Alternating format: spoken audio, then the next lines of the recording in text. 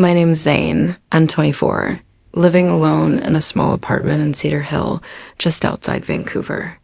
I was reheating leftover pizza when my phone buzzed with an unknown number. I nearly ignored it, but something made me answer. Zane?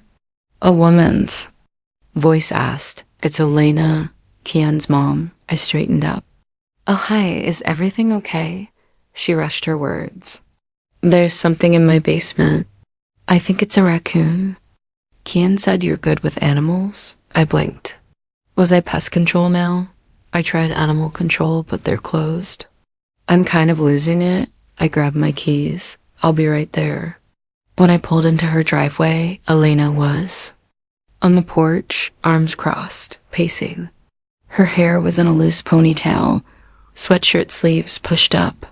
She looked like she'd been interrupted mid-cleaning. Thank God, she said, nervous. Sorry, not exactly what you expected being friends. With Kian, you got a flashlight? I asked. She handed me a headlamp and thick gloves. Promise me one thing, she added. Don't get rabies, I'll try. In the basement, I found the raccoon behind a cabinet. A little broom handle persuasion, and it darted out the open window, like it had somewhere better to be. Back upstairs, dusty but victorious, I accepted the lemonade she offered. We sat on the porch. That's how it began. She talked about her son's ski trip, cleaning the basement, and her old volleyball days. I noticed how she spoke dry humor, constant hand movements. I figured that was it, but the next time I visited Kian, she asked if I could help move a shelf. Then another time, it was a stuck cabinet. Then a lavender bed in the yard. Leftovers became warm meals. Favors became conversations. She talked more about her daughter in med school, her late husband, her aging father, the injury that ended her volleyball career. How grief sometimes hides us BUSYMES.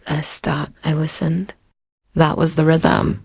One afternoon, while planting near the fence, she got a smudge of dirt on her cheek. I reached out and wiped it without thinking. She froze for a second, then smiled. That was the shift, not a kiss. Just a moment that changed everything. After that, it was smaller things, lingering hands, brushed fingers. Her feeding me afterward, though it wasn't really about the food.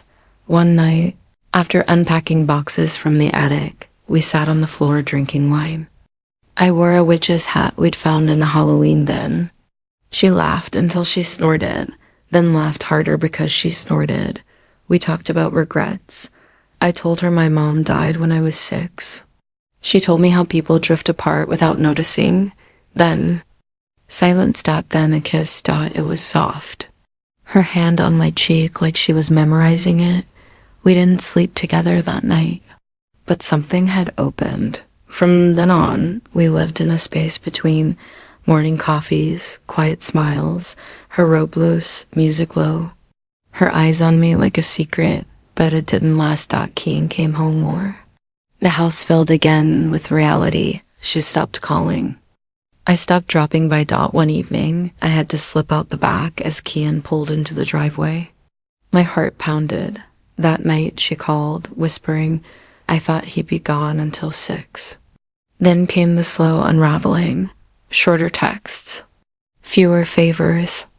The door stayed closed. The last time I really saw her, she handed me a jar of honey. Her fingers brushed mine, but it didn't mean stay. It meant thank you. A few weeks later, I saw her at the grocery store with Kian. She laughed at something he said. That laugh used to be mine. She caught my eye. Nodded. I nodded back. Now, sometimes I drive past her house. I see her reading in the window. She never waves. But once in a while, if our eyes meet, she gives me the faintest smile, the kind that says she remembers, and I do too. Not the raccoon. Not the attic. Not even the kiss. What I remember is the way she looked at me, like I was more than her son's friend, like I was real.